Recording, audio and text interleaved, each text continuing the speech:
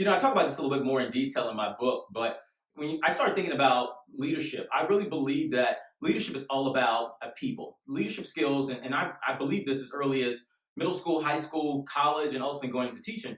When you recognize that people are the heart of any type of leader, good quality leaders, then you also understand that strategy has to be built around those people.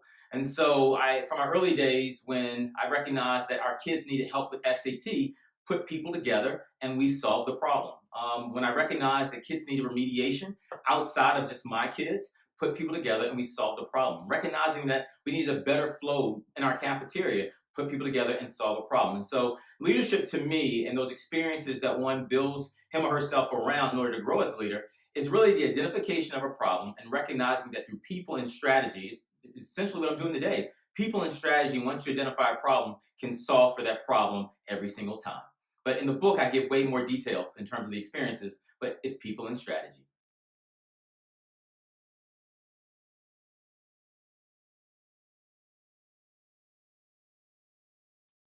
I've said it before, the job I loved the most was being a school principal, but the job that I just fell in love with from the start was being a school superintendent. But some of the barriers for folks going into it is really recognizing the fact that you are entrusted to run a business. You are a CEO.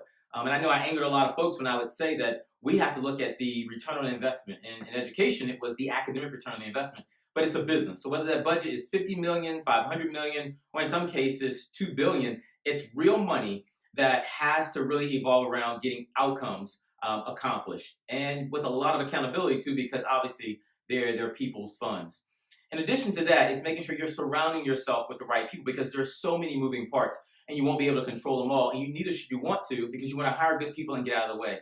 But one of the other barriers that one has to keep in mind is that managing down becomes easy for us because we have experiences. And my good friend and mentor, Rod Page, said this to me before. Managing up is the hard part. And this is getting your board or your governing body to recognize what's happening versus what's not happening. And that all has to come through communications and through relationship building.